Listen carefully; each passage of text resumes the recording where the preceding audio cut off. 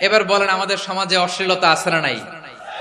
অশ্লীলতা নানা ভাবে, নানা নামে, নানা মোড়কে আমাদের সমাজে আছে না নাই?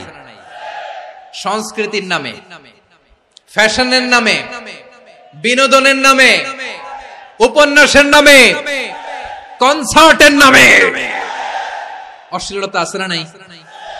আপনি দেখেছেন কনসার্ট গুলোর অবস্থা? আমাদের তরুণ তরুণীরা, আমাদের যুবক যুবতীরা, আমাদের জেনজিরা, কি অবস্থা ওইখানে? কনসার্টের নামে অশ্লীলতা আছে না নাই? ছেলে মেয়ে একে অপরকে জড়ায় ধরতেছে, একে অপরকে চুমু খাচ্ছে প্রকাশ্যে, দিবালোকে, গণমানুষের সামনে। আল্লাহ তাআলা এই অশ্লীলতা থেকে আমাদেরকে বেঁচে থাকতে বলেছেন। রূপালী জগতের নামে অশ্লীলতা আছে না নাই? এই টার্মটা আপনারা জানেন না? রূপালী জগৎ কি জগৎ? আসলে কি রূপালী জগৎ না অন্ধকার জগৎ? আমার বোনেরা, আপনাদেরকে যে কি বলে তারা বুঝায়, রূপালী জগৎ শুনেই আপনি ভরকে যাবেন না। রূপালী জগতে যে নারী যত বেশি উলঙ্গ, সে নাকি তত বেশি সাহসী। জানেন? বলে এটা একটা সাহসী নারী, খুব সাহসী পদক্ষেপ তার। যত বেশি শরীর থেকে কাপড় নামাতে পারবে, যত বেশি বস্ত্রহীন হয়ে নিজেকে প্রেজেন্ট করতে পারবে, সে নাকি তত বেশি সাহসী। আমার চট্টলার ভাইয়েরা, শয়তানের প্রথম এজেন্ডা ছিল বনি আদমকে বস্ত্রহীন করা। সে আদম এবং হাওয়া আলাইহিস সালামকে নিষিদ্ধ গাছের ফল খাইয়ে তাদেরকে বস্ত্রহীন করেছে। এই জামিনেও সে আমাদেরকে বস্ত্রহীন করতে চাইবে। এই রূপালী জগতের নামে তারা এটা করে। আমার প্রিয় বোনেরা, আপনি জানেন না আপনার দাম কত? ওরা আপনাদেরকে বিজ্ঞাপনের সস্তা পণ্য বানাতে চায়। ওরা আপনাদেরকে ওদের ভোগের লিপসার টুলস বানাতে চায়। ওরা আপনাদেরকে দিয়ে ওদের খায়েশ পূরণ করতে চায়। এটা আপনাদের জন্য মোটেও ডিগনিটি নয়, এটা আপনাদের জন্য সম্মান নয়। আপনার সম্মান শালীনতায়, আপনার সম্মান হেজাবে, আপনার সম্মান ভদ্রতায়, আপনার সম্মান আপনার ডিসেন্ট পোশাকে। পোশাক বলে দেয় এই নারীটা ভদ্র না অভদ্র। পোশাক বলে দেয় এই মেয়েটা কোন ঘরের মেয়ে। আপনি জানেন না? আপনারা সস্তা পণ্য বানায়, ভোগের পণ্য, বিলবোর্ডে আপনাকে উলঙ্গ করে উপস্থাপন করে। এই অশ্লীলতার সাথে ইসলামের কোন সম্পর্ক? এজন্য আল্লাহ বলেন, আমি অশ্লীলতাকে হারাম করেছি। অশ্লীলতাকে হারাম করার প্রথম কারণ হলো এর মাধ্যমে মানবতাকে অপমানিত করা হয়। কারণ মানুষের সম্মান মানুষের পোশাকে। মানুষ যখন পোশাকহীন হয়ে যায়, বস্ত্রহীন হয়ে যায়, তার সম্মান কমে যায়। ঠিক কিনা? অশ্লীলতাকে হারাম করার প্রথম কারণ হচ্ছে মানুষ মানুষকে অপমান করে। একটা নারী, সে তো সম্মানিত। নারী যে কত সম্মানিত, নারীরা এটা বুঝেই নাই। বিশ্বনবী বলেন, আদ-দুনিয়া কুল্লুহা মাতা ওয়া খায়রু মাতা'আদ দুনিয়া আল মারআতুস সালিহা। আমার বোনেরা, 5টা প্যান্ডেলে আপনারা এলইডিতে আমার আলোচনা শুনছেন, আমি জানি। আপনাদের এই গর্ভ যে কত দামি আপনি জানেন না। আপনার পেট থেকেই আসবে আগামী দিনের সালাহুদ্দিন আল আইয়ুবী। আপনার পেট থেকেই আসবে অনাগত দিনের ইমাম মাহদী আল মুনতাযর। আপনার পেট থেকেই আসবে অনাগত দিনের ফয়সাল, ওয়াসিম, মুগ্ধ, আবু সাইদের মতো বীর যোদ্ধা। আমার প্রিয় বোনেরা, আমার প্রিয় বোনেরা, বিশ্বনবীর কথার ওজন খেয়াল করেন। আদ-দুনিয়া কুল্লুহা মাতা ওয়া খায়রু মাতা'আদ দুনিয়া আল মারআতুস সালিহা। দুনিয়ার সবকিছুই অ্যাসেট, এর মধ্যে সবচেয়ে দামি অ্যাসেট নেককার নারী। আপনার গর্ভ যে কত দামি আপনি জানেন না। নিজের সময়টাকে কাজে লাগান, কোরআন পড়েন, সুন্নাহ পড়েন। আপনার অনেক দায়িত্ব ঘরে। You are the MD of your family. একটা family it's a very big institution. পরিবার একটা অনেক বড় প্রতিষ্ঠান। and you are the MD of your institution. আপনি এই পরিবারের MD, managing director of your family. এখানে আপনার কত দায়িত্ব। আপনি ছেলে মেয়েদেরকে তারবিয়া করবেন। আপনি আপনার স্বামীর জন্য ঘরটার জান্নাতের নীর বানাবেন। আপনার জন্য জান্নাতের ডুপ্লেক্স বাড়ি ওইখানে তৈরি করে রাখবে কে? আপনি যে কত দামি আপনি জানেন না। নারীদেরকে আল্লাহ বানিয়েছেন উচ্চতর করে, নিম্নতর নয়। নারীদেরকে ছোট্ট জিনিস দিলে এটারে বড় করে দেয়। নারীদেরকে ভ্রূণ দিলে, শুক্রাণু দিলে নারী এটারে বাচ্চা হিসেবে উপহার দেয়। ঠিক কিনা? বিয়ের মাধ্যমে স্বামী যখন তার শুক্রাণু তার স্ত্রীকে উপহার দেয়, স্ত্রী রিটার্নে কি উপহার দেয়? ফুল ফর্ম বেবি, মানব সন্তান। দেখছেন, আপনি দিলেন একটুক, উনি দিছে বিশাল।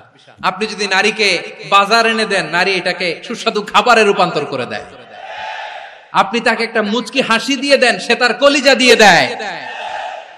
কিন্তু যদি আপনি তার মনে কষ্ট দেন, সে আপনার জীবনকে জাহান্নাম বানায়া দেয়। নারীর মন বুঝতে পারলে নেয়ামত, বুঝতে না পারলে কিয়ামত। আমার প্রিয় বোনেরা, আপনি যে কত দামি আপনি জানেন না, অনেক দামি আপনি। আপনাদেরকে যেন ভোগের সস্তা পণ্য বানাতে না পারে, আপনাদেরকে সচেতন থাকতে হবে। তাহলে কেন আল্লাহ তাআলা এই ফাহশা অশ্লীলতাকে হারাম করলেন? 1 নাম্বার, এতে হিউম্যান ডিগনিটি কমে।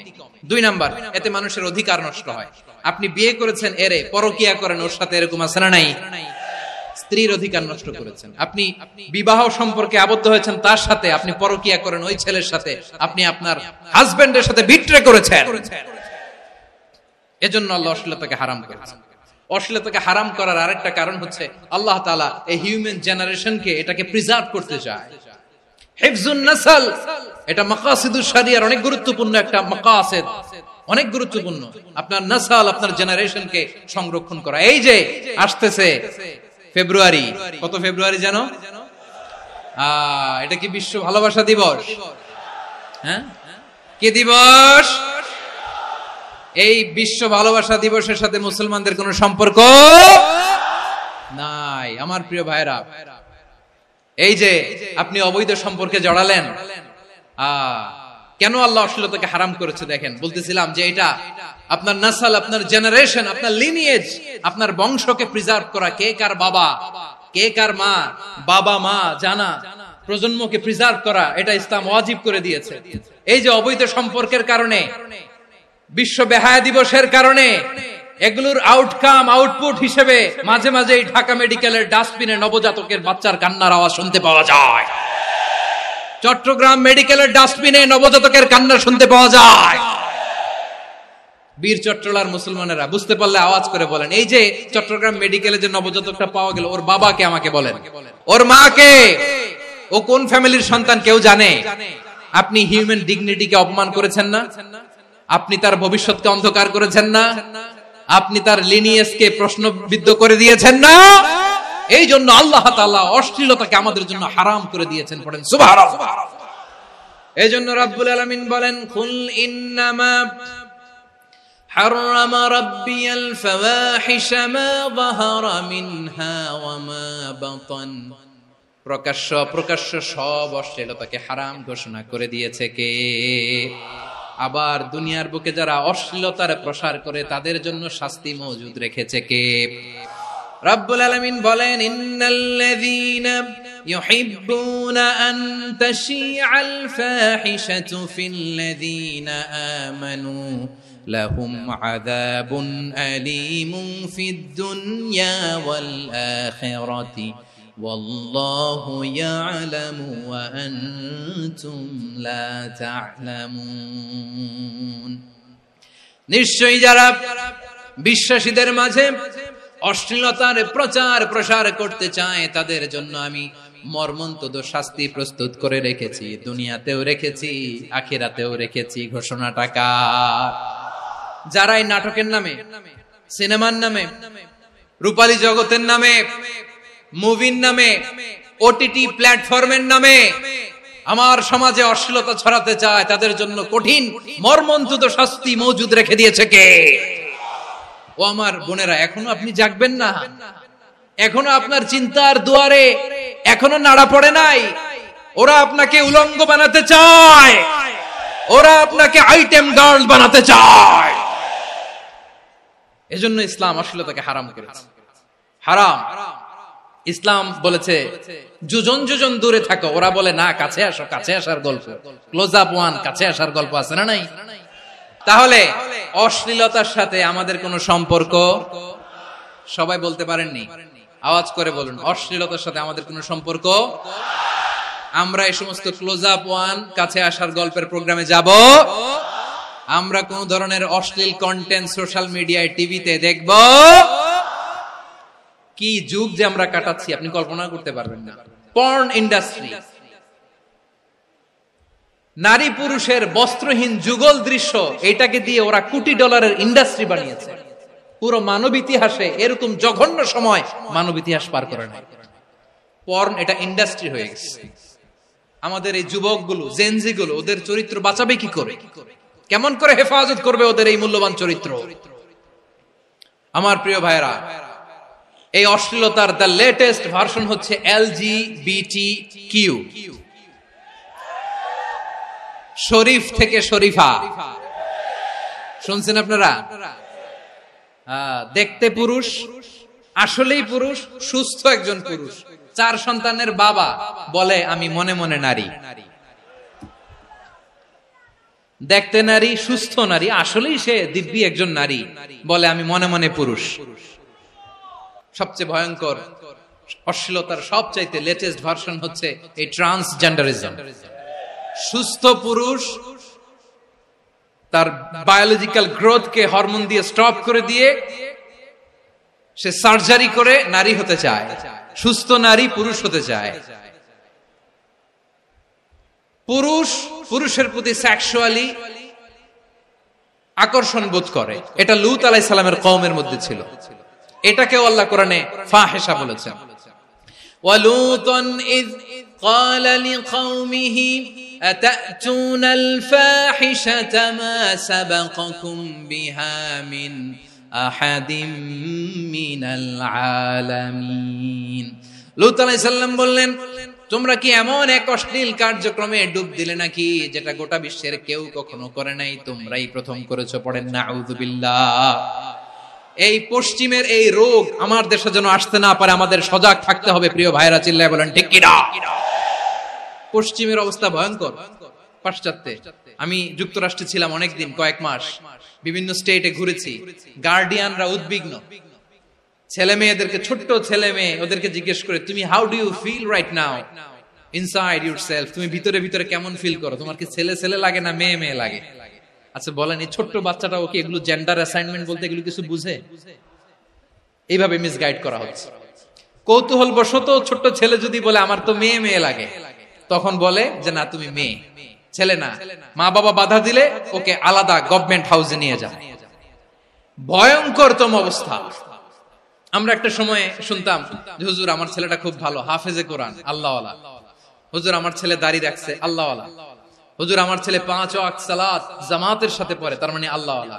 পশ্চিমে যে আমি কি শুনছি জানেন? ওরা বলে হুজুর আমার ছেলেটা ইউনিভার্সিটির একটা মেয়ের সাথে প্রেম করে, ও খুব আল্লাহওয়ালা, হুজুর দোয়া করবেন।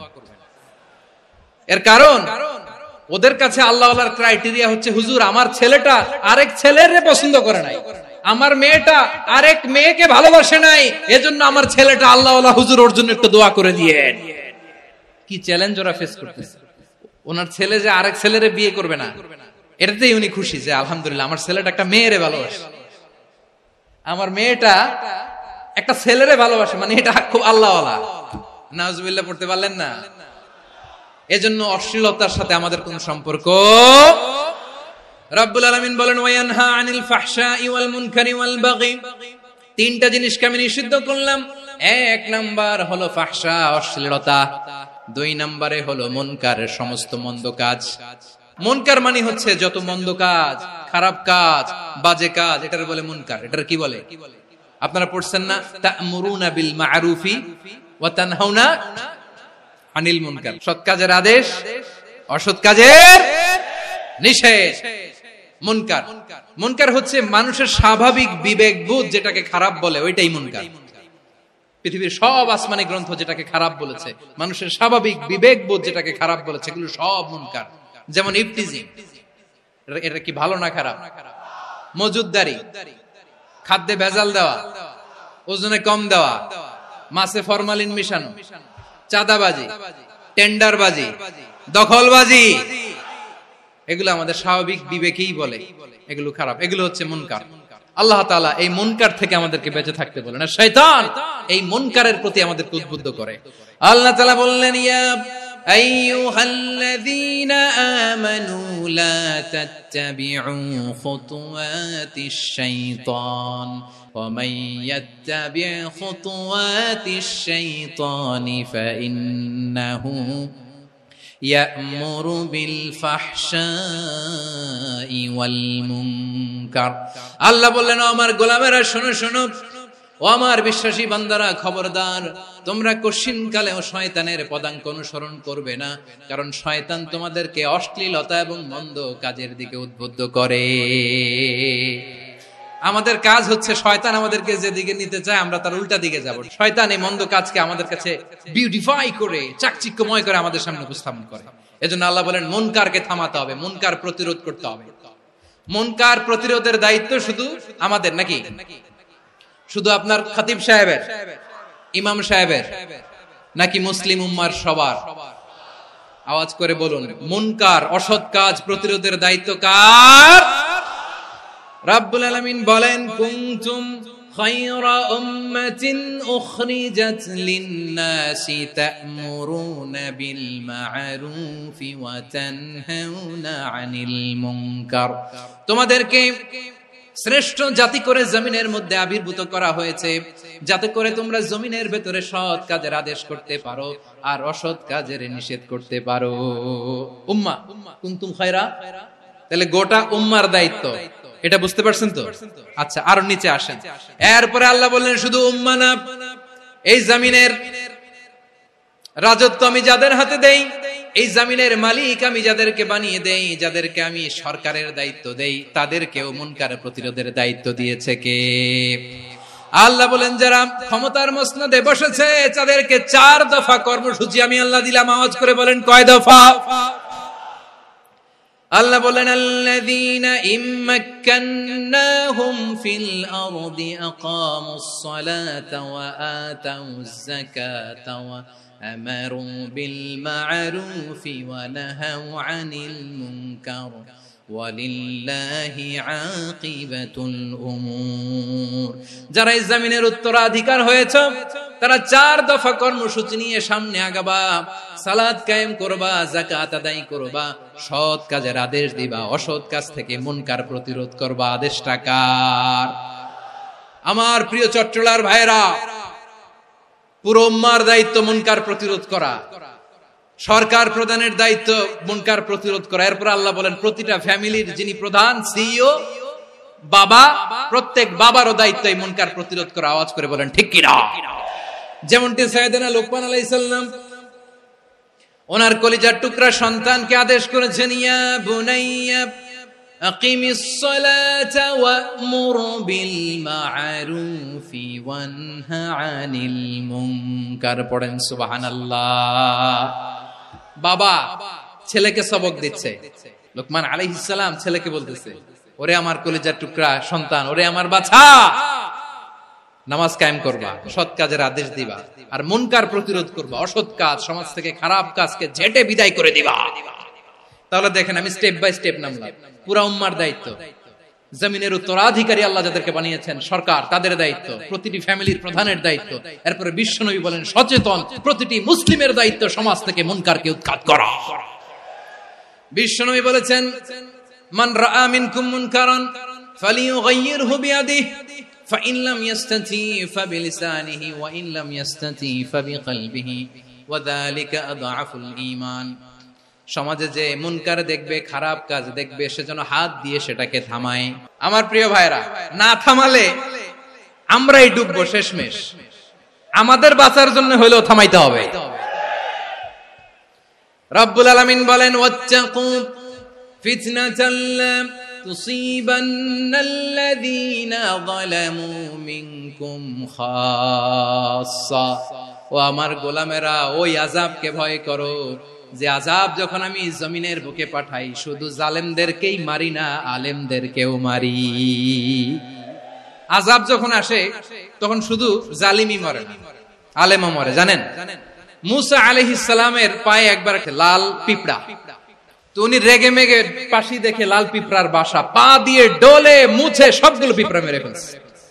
এই ঘটনাটা আল্লাহ ঘটিয়েছেন এজন্য। মুসা আলাইহিস সালাম ছিলেন কালিমুল্লাহ, সরাসরি আল্লাহর সাথে কথা বলতেন। তিনি আল্লাহকে জিজ্ঞেস করেছিলেন, আল্লাহ তুমি যখন কোন জনপদে আযাব পাঠাও, শাস্তি দাও, ওখানকার শুধু জালেমরাই তো মরে না, ভালো মানুষগুলাও মরে, তো আযাব দিবা মুশরিকদের উপর দিবা, অবাধ্যদের উপর দিবা, ভালো মানুষগুলোরে মারো কেন?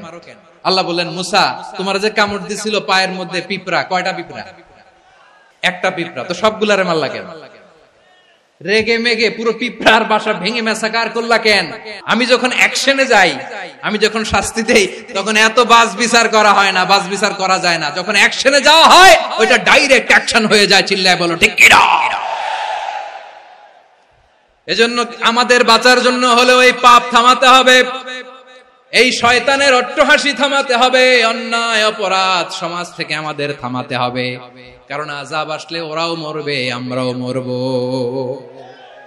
একটা জাহাজ 2 তলা, আপনি আছেন 2য় তলায়। নিচের তলার কিছু লোক জাহাজের তলা ছিদ্র করতে আরম্ভ করছে। কি ছিদ্র করতেছে? আচ্ছা, জাহাজের তলা ছিদ্র করলে তলা দিয়ে কি ঢুকে? এখন আপনি যদি বলেন আমার কি, আমি তো 2 তলায়, আমি তো ভালো আছি, ওরা ছিদ্র করে ওরা মরবে। আসলে কি শুধু ওরা মরবে?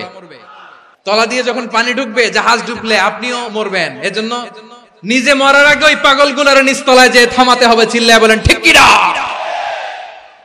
এজন্য আল্লাহ বললেন, মুনকার প্রতিরোধের দায়িত্ব সমাজের টপ টু বটম সবার। এজন্য মুনকার প্রতিরোধ করার দরকার আছে না নাই? সমাজে এই যে ইফটিজিং হয়, আপনার বোনের বয়সী একটা মেয়েকে কিছু বখাটে টিটকারি করে, এই বলে সেই বলে, নোংরা কথা বলে, রাস্তায় দেখেও আপনি পাশ দিয়ে না দেখার মতো চলে যান কেন? আপনি দাঁড়ান না কেন? আপনি দাঁড়ালেই তো থেমে যাবে। কারণ সত্যের যে শক্তি, তার সামনে মিথ্যা মুখ থুবড়ে পড়ে। আপনার সামনে ও কিছুই না, নাথিং। আপনি দাঁড়ান, ওকে প্রশ্ন করেন যে আমার বোনকে তুমি ডিস্টার্ব করো কেন? আপনাকে দেখে আরো 5 জন দাঁড়াবে, 5 জনকে দেখে আরো 10 জন দাঁড়াবে। আমাদের নীরবতা আর আমাদের নিশ্চুপ থাকাই জালিমদেরকে আরো শক্তিশালী জালিম বানিয়েছে। এজন্য মুনকার প্রতিরোধের দায়িত্ব আমাদের সবার। টেন্ডারবাজি, চাঁদাবাজি, দুর্নীতি, অপরাধ,